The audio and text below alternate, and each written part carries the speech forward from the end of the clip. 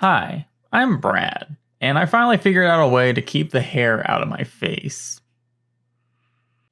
So this video has been a total pain for me to not only get all the materials together to make, but really just the experiences of trying this new VR headset for long-term use.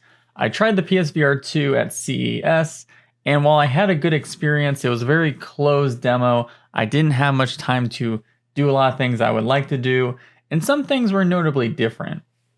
While I feel I gave a good overview of what you could expect from the hardware and what kind of people should be diving into it, I want to make some suggestions now that I've had more than a couple weeks of using the device and really seeing all the weird sort of quirks that it may have. Now, in case you're new here, I've been using VR pretty much full time for 7 years. I'm primarily a PC VR user. I'm not really a console gamer or anything like that. And I have a pretty good understanding of what different things I may see that might ruin or improve an experience based on hardware alone. Software is a little bit a weird thing for me to talk about because VR software is just slow in a lot of ways because of how nascent this industry really is. Now, the PSVR 1 for me was kind of a terrible product. At that time, I already had a full-blown PC. I was a very enthusiast grade person, and I liked what the Vive in the Oculus Rift CV1 at that time was giving in terms of experience. So when I switched over to a PSVR 1 at that time, I couldn't use it at all. Not for the reasons you might think, but mostly the tracking was just terrible. I couldn't imagine myself wanting to use it, despite all the great software that came to the platform over time. A lot of that software I still haven't played to this day.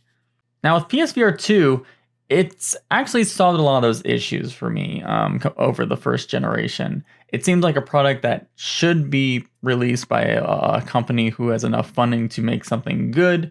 And while I have a lot of issues with it, it's definitely way better than what PSVR 1 launched with in terms of capabilities. But now that I'm 7 years into this industry, I've seen a lot of technologies change for VR. PSVR 2 sort of kept some of the old ones and kind of repackaged them. I have a lot of comments about really this hardware and really how I think about it. Because in some ways, I'm a little scared that it might be poisoning the well for some people. I know that's a very harsh statement to say, but I'm going to explain. Now, I got the device the same day as everyone else. I bought it with my own money, same with the PS5, because I wanted to see what Sony had to offer for the second generation VR kit. It was a very simple and really just relatable setup process. You just grab the headset, you plug it into the front USB-C port, and you pretty much go through a like maybe 2-minute first time setup and everything just works. It goes through some firmware upgrades, which is just super fast. In fact, probably the fastest firmware upgrade process I've ever seen in sort of any VR headset.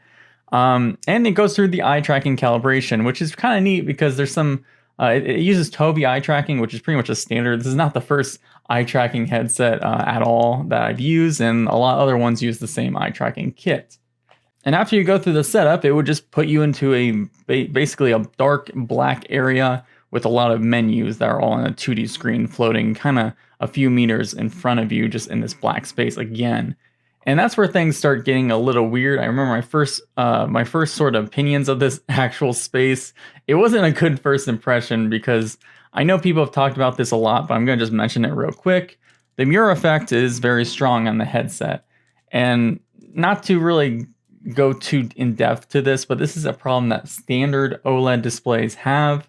The main reason is because standard OLED is usually deposited on what is called polycrystalline backplanes, and they basically use a bunch of materials to make these cheap backplanes. They don't really purify the actual materials very much, so you get these weird grainy patterns in terms of brightness and everything when you put these displays close to your eyes.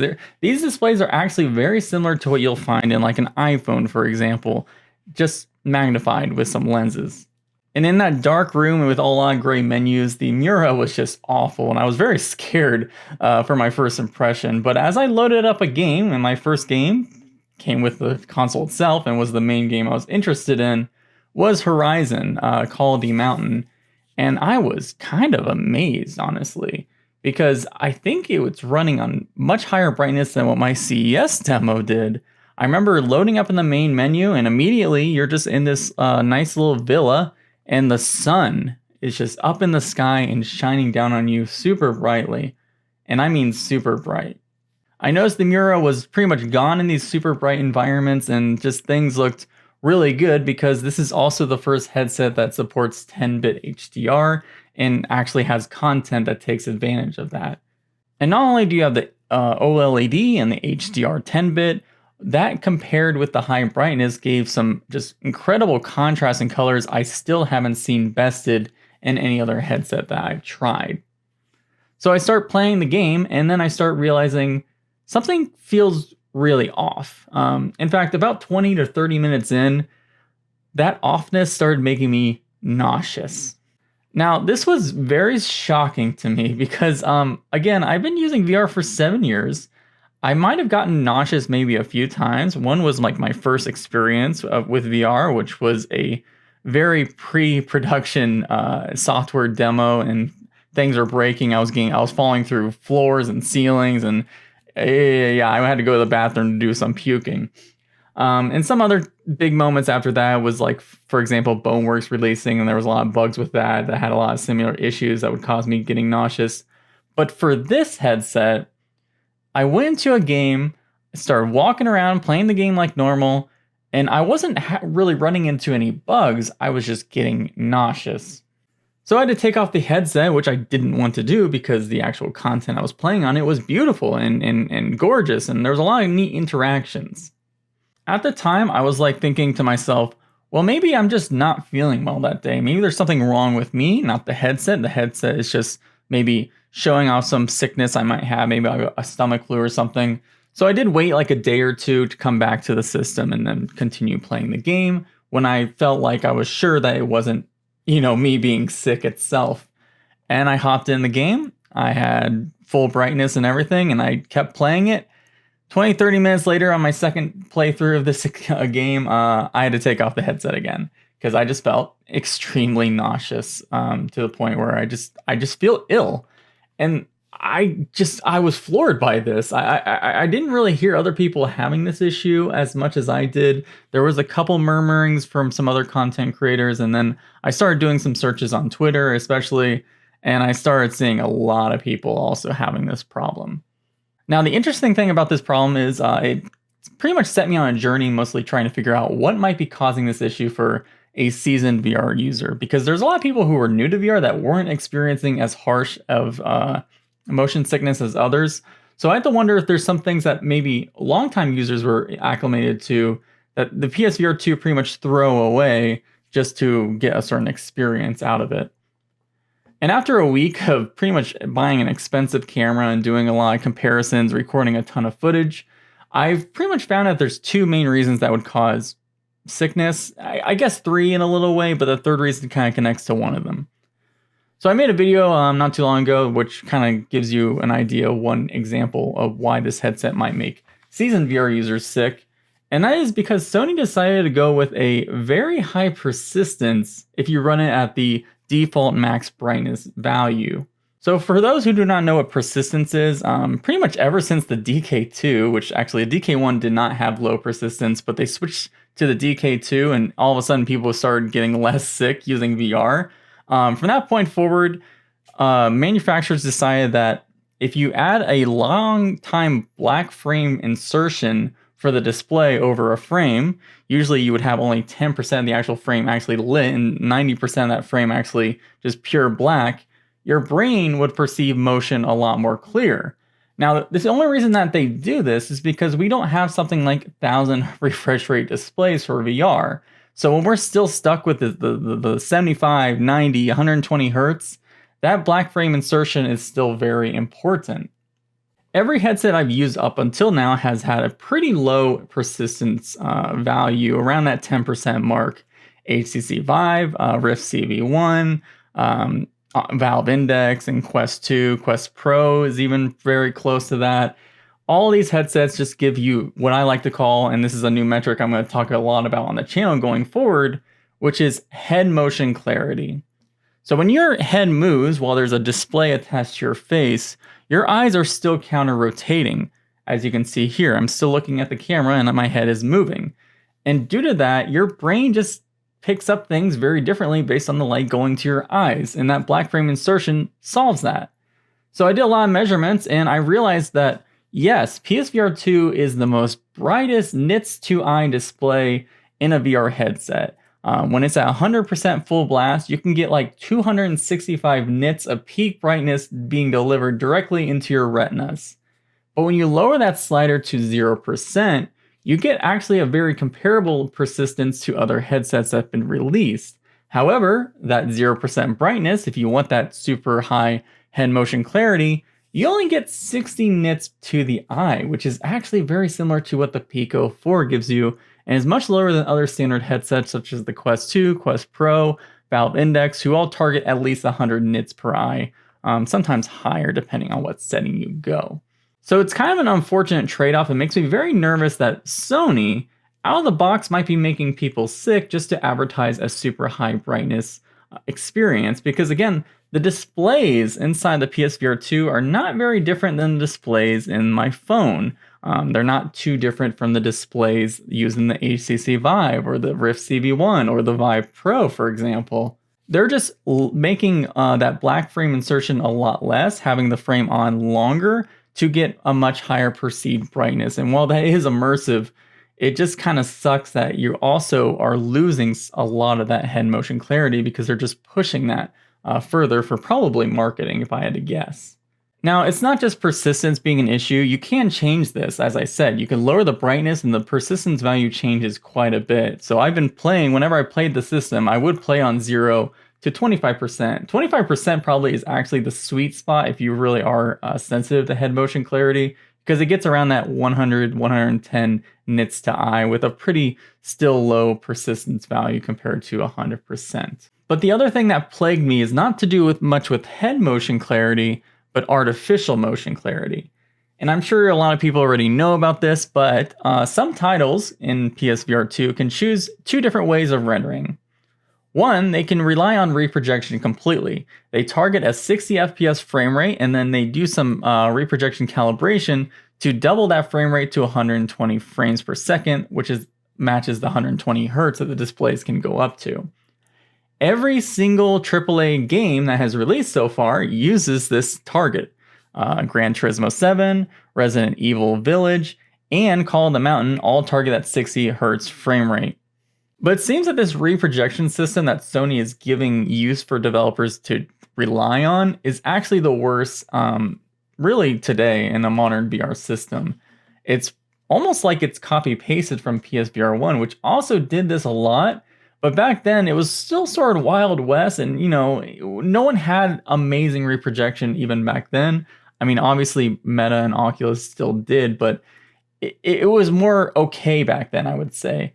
But now it's 7 years later, 2023, a standalone headset has better reprojection systems than a powerful console. There really should not be any reason why this reprojection system on PSVR 2 is so nauseating. If you try to do any smooth turning and Call the Mountain, you will notice it immediately. In fact, this is the only time in years where I've had to turn off smooth turning and switch to snap turning just because it was just so stuttery and nauseating to use. And this also counts for moving the joystick to move around. There's no teleport option in Call of the Mountain, so people who are new to VR are going to be thrown into this experience where you're constantly doing artificial locomotion, and the artificial locomotion is just super stuttery and non-clear because of the reprojection. And then if you don't know about the persistence with the brightness issue, you might say, well, I'll just turn my body in real life. But when you turn your body in real life, you run into the persistence issue with head motion clarity. So you're constantly in this balance of what can make me sick, what cannot. And it really frustrates me because these games would probably be amazing if they ran at 90 hertz native. There probably would have to be some sacrifices in terms of rendering and like quality of textures or something like that. But these games are fantastic. Call of the Mountain, it took me a while to finish it, but when I did finish it, I declared that it was probably my second favorite game I've ever played after Half-Life Alyx. It's a wonderful experience that is just plagued with some of the issues that the hardware and stuff that Sony provides. It's very unfortunate. There was one more test I wanted to see about the reprojection, because reprojection is kind of based on really sort of the tracking system. The better your tracking system is, the better your reprojection can be. And while I will say that you will remember at my CES review, I did notice the reprojection quite a bit. And going to my room and doing PSVR 2 in this room with a lot of markers that the cameras can remember, because that's how SLAM works. Basically, they just mark a ton of different things in your room to remember. This monitor is here, this weird figurine is here, this waifu is here. That's how it knows where you are. And the more stuff you have in your room, the better a camera-based tracking system is. And CES actually had a worse reprojection than I could remember compared to what I had at home. It was really god-awful compared to this. So I wondered if, because that sort of demo environment was low light and very flat, not many markers could be created by the SLAM tracking system, what if I reset my my entire PSVR 2 and PS5 setup in a room with no posters, nothing except just blank walls, no furniture or whatever? Your mileage will basically vary based on how much stuff you have in your room or an apartment or your house, whether how bad your reprojection will be. If you live in a place with just not much furniture, it's very expensive to buy furniture, or you live in LA, where I don't know how you live in LA, but that place is crazy expensive to live in. You just might have a really terrible experience because the pose prediction just can't be as good as someone with a ton of stuff in their room. In fact, I've even seen reports from some people that the tracking system might not even work if you don't have too many things in your room. I saw every time someone DM'd me and complained about the tracking system and asked if I had these issues, I would ask them to send me a picture of their room, and it was always completely blank. So that's another issue. Not only does it affect reprojection, but it might just affect tracking overall in general. So yeah, it's a lot of bad that I'm talking about in the beginning here, but I wanted to kind of highlight these things first because these are the main things that I think have made me sick for every single experience that I pretty much wanted to pick up a PSVR 2 to begin with. Now, this doesn't affect every game because there are games that are releasing on the console that are not running at the reprojection 60 to 120. There are games that even launch with a 60 to 120 and change to the native, and immediately everyone enjoyed those games way more, whether they liked this console or the system or not. So there's a lot of gems that can be had, and I'm going to talk about some of the good things that could elevate the system for those games that don't rely on reprojection. And the first thing I think I really want to just praise to the heavens about the system is really just the haptics in it. So PSVR 2 has two kind of types of haptics. One is in the headset. There's like a vibration motor during certain scenes. It will just kind of give a little vibration feedback, and it honestly is my favorite part of the headset. I've had facial pads that do haptics to your face, but they were never comfortable because they're built into the actual facial pad that touches your face, so it always felt like there's a little chip trying to press against your head. This is built on the headband, and it's fantastic. Whenever that is going off, it feels so immersive, getting shot in the head, or like rocks are falling all around you. They usually rumble it a little bit. Fantastic addition to the headset. The controllers for the system are also pretty dang great in terms of haptics. It has the adaptive triggers, which are just the same as the ones in the standard PS5 controller, and they work really great as well. I love them in every title I've used. They usually vary based on whether you're shooting a gun or pulling a bow, but every time those triggers are actually doing some sort of feedback and pushing against me, it's an incredible feedback experience that I wish every headset had now. Really, just the vibration and the controllers as well are pretty good. I don't have too many complaints about the controllers other than the fact that I wish they strapped to my hand, but everything's in the right place. My hands are not too big, so they fit in the actual loop well. I do hear people with bigger hands might have issue with the design, so that's something to keep an eye out for. But for me, it was a fine controller. I did not like the grip button on it, but other than that, I got used to it and everything else was fine. Haptics are the key element, and it truly shows why, like Sony, who knows about immersion in gaming, prioritize that as well, and I think it was a very good addition to the whole set. Another neat feature to have in a headset, while it's not prioritized or focused on, and it's still good to have, is it has black and white pass-through. It's quite similar to the Quest 2. It's very high resolution in terms of Quest 2, but it's like, it's still black and white. So it's not like you're going to be doing any AR experiences. In fact, I don't think Sony provides an API to do anything like that. It's mostly a button that you can press on the headset, and then you can see your environment to grab a drink or see where your light switch is or something. And as it gets dark, you need to turn on your lights, because that's pretty much every camera-based tracking system needs that. It's very simple and it's good. It's not depth correct, really. Like as things get a little more farther out, you start noticing that, ooh, maybe I should be a little more careful when I walk up to this table. But as things is close, it's good enough for what it's trying to do, which is not much. The wire is never an issue. In fact, the wire is probably the main reason why it's so easy for PSVR 2 to do things such as 10-bit HDR or eye tracking at its full rate, which the eye tracking on the system is, again, very good.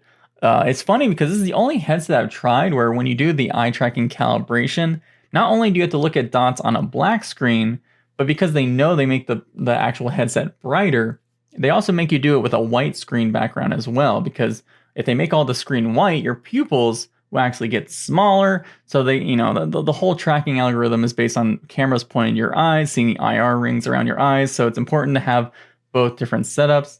I've never had any issue with the eye tracking, and it works very well. It's good. It's a very good Tobii eye tracking setup. And it is nice. Again, I've always sort of believed in the tether. I know it's inconvenient for people, but they did it right. Like it works for the system. It makes a lot of sense. It's very fast to, again, do firmware upgrades through the wire and everything.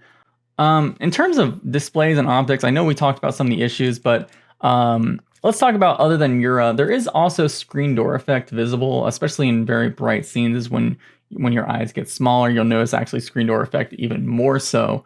And that's because, again, just like your phone, this is using a pentile matrix display. In fact, we had no idea. Sony wouldn't tell anyone what kind of display it was or what kind of pixel layout. They did some huge advertising with PSVR 1 using a specified RGB layout. But this is just a simple pentile like the HTC Vive and the Rift CB1, the Vive Pro. So you will get, the way that works is basically pixels actually will share subpixels, and with some subpixel rendering, they make it look okay. But you'll never get like the effective resolution per eye is kind of similar or a little bit lower than something like the Quest 2, which uses LCD and it does a full RGB stripe pattern for each pixel. It's not a big deal. Like, it's not a deal breaker or anything. I think the Mura is the worst problem compared to the SDE. But if you ever put on the headset and see the resolution 2000 by 2000 per eye, it's a little different than comparing to a 2000 by 2000 per eye LCD headset or any other display that uses an RGB stripe layout. The optics are interesting. They're Fresnel, and I've been using Fresnel for years, and as you go into pancake lenses, which are becoming more popularized, you just feel every Fresnel is just all the same after using pancake. They all have what feels like a huge, or I should say a hugely small sweet spot. You have to have the headset perfectly adjusted, and it's Fresnel. Like, there's not too many God rays that I've found. There's not much glare. There's some glare in some high contrast scenes, but that's pretty much every headset I've seen, honestly. It's just Fresnel. It's a pretty good FOV. I still put it between Quest 2 and Index. I wish I could get an actual FOV testing tool on the PSVR 2, but as I've realized coming back to console gaming after so many years of not using consoles, I feel even more locked down than I do on my Quest, which is not something I really enjoy as someone who just spends all their time tinkering with stuff on my PC. Now, getting the sweet spot is kind of strange in some use cases because they use a Halo strap. And while this is a much more comfortable Halo strap than some other ones I've used, it's still just not a comfortable head strap for me when I wear it.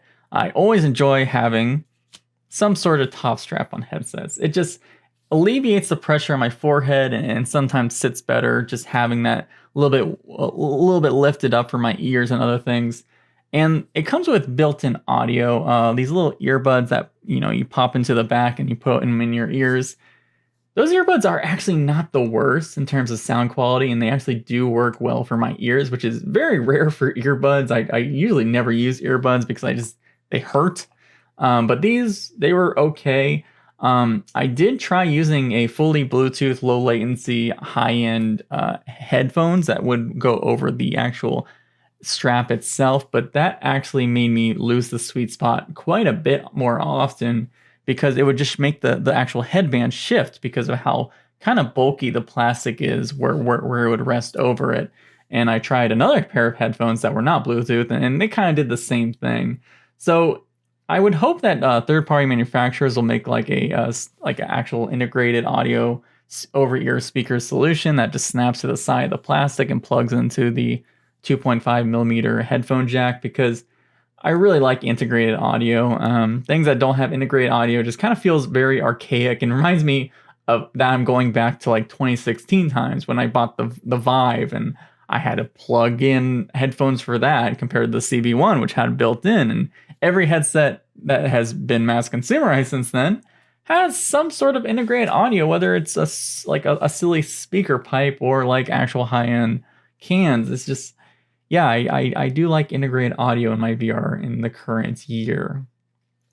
I really don't have much more things to say about the headset. Like, I don't want to harp on it too much. Like, it does some really good things. There's some really bad things in it as well that I think could be fixed if Sony cared enough to fix it, which, like the reprojection system especially, if they cared to fix that, that would make me feel that Sony does actually care about VR and their platform. But for someone that has been spending a lot of time in VR over 7 years and is just primarily focused on like using open platforms or using a PC, while the content I played on it is fantastic with some of the features in it, it just made me want to play the exclusives just very slowly because of the nausea I would get, and then I would come back to the other platforms that I use daily and not buy those sort of ports on the PSVR 2, honestly. It's weird because I'm just not that type of person. I'm not a console gamer. It doesn't make sense for me to have both a PS5 and PSVR 2. It doesn't make sense for me to buy both things just to get that VR experience. But if you're in the PS5 ecosystem and you're interested in VR, honestly, even for you, I would say at least wait a year. Wait for content to get better. Wait for the Wild West of PSVR 2's launch to clear up. Maybe some software and firmware upgrades will happen. I do think if you're a full-time PS5 gamer, this might be a system for you. If you have not spent any time in VR and you're not acclimated to certain things, it seems you might have a better time than I did. But again, I still think you should wait for some things to clear up and improve, such as the software library. And yeah, it's hard to say that because it's such a cool headset in some ways, but that's just the way I feel about it. It's not something I want to really jump in and rush to make content for you even. So you won't probably see much PSVR 2 videos on this channel. It'd probably be very easy to make some, but I'm not interested. It just back to the grind basically of how I usually do stuff. Yeah, that's my final thoughts on PSVR 2. Very interesting headset. I wish they would solve some really weird things that it has, but that's it. So that ends that video. I want to give a special shout out to all my Patreon subs, but especially my mega patrons that allow me to do this in the way I would like to do it. YouTube is usually a grind, and I don't like that grindy nature of it. So as long as I can make content the way I feel is a good way to make content, people like you who support that without me having to take sponsors or anything, really alleviates some of the weirdness of this platform. But we will have some pretty big videos coming up very soon, like probably the next week or two. We have a lot of stuff happening. In fact, this month has been very quiet in terms of releases of my videos, but there's been a lot of work and stuff I've been doing in the background that I think you might enjoy videos for very soon. But yeah, bye.